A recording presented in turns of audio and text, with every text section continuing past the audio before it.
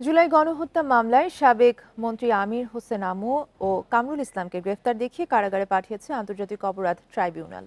বুধবার ৩ বিচারপতি tribunal bench এই আদেশ দেন। এ নিয়ে সাবেক মন্ত্রী, এমপি, পুলিশ ও সেনা কর্মকর্তা সহ ২৫ জনকে কারাগারে পাঠালো ট্রাইব্যুনাল।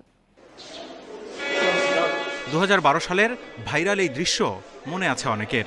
সেদিন আন্তর্জাতিক অপরাধ ট্রাইব্যুনালের গারদখানায় বিএনপি নেতা সালাউদ্দিন কাদের চৌধুরীর সাথে ছিলেন দেলোয়ার হোসেন সাঈদী, আর বাইরে থেকে তাদের সাথে কুশল বিনিময় করেন তৎকালীন আইন প্রতিমন্ত্রী কামরুল ইসলাম।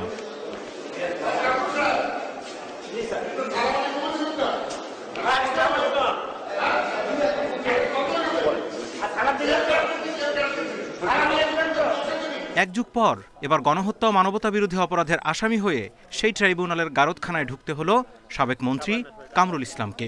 একই সাথে হাজির করা হয় সাবেক মন্ত্রী ও ১৪ দলের সমন্বয়ক আমির হোসেন আমুকে। তার বিরুদ্ধে অভিযোগ, ১৯ জুলাই ১৪ দলীয় জোটের বৈঠকে উপস্থিত থেকে কারফিউ জারি ও দেখামাত্র গুলির সিদ্ধান্ত নেন। এছাড়া কামরুল ইসলামের নির্বাচনী এলাকা সহ ঢাকায় শিক্ষার্থীদের হতাহতের পেছনে তার বড় ভূমিকা রয়েছে। কারফিউয়ে দেখামাত্র গুলির সিদ্ধান্ত হয় এবং পরবর্তী আপনারা ২০ তারিখ থেকে দেখেছেন সারা দেশে কিভাবে নিরীহ নিরস্ত্র সাধারণ ছাত্র জনতার উপরে নির্বিচারে গুলি করে তাদেরকে হত্যা করা হয়েছে, চিরতরে পঙ্গু করা হয়েছে, অন্ধ করা হয়েছে, আহত করা হয়েছে। যারা ওই মিটিংয়ে উপস্থিত ছিলেন, যারা নেতৃত্ব দিয়েছেন, যারা সিদ্ধান্ত দিয়েছেন, এই দুজন আসামি তাদের অন্যতম ব্যক্তি ছিলেন। অন্য মামলায় গ্রেপ্তার সাবেক এই দুই মন্ত্রীকে মানবতাবিরোধী অপরাধের মামলায় গ্রেপ্তার দেখিয়ে কারাগারে পাঠায় আদালত। তাদের পক্ষে আদালতে উপস্থিত ছিলেন আইনজীবীরা। যেসব অভিযোগ কোর্টে শোনাইছে এটা তো আপনার সাবজুডিস ম্যাটার, এইগুলো নিয়ে আমরা কোনো কথা বলবো না।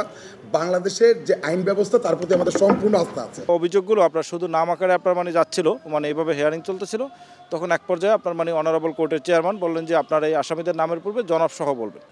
এদিকে যাত্রাবাড়ি এলাকায় শিক্ষার্থী ইমাম হোসেন তায়েমকে হত্যা মামলায় হাজির করা হয় যাত্রাবাড়ি থানার ওসি আবুল হোসেনকে।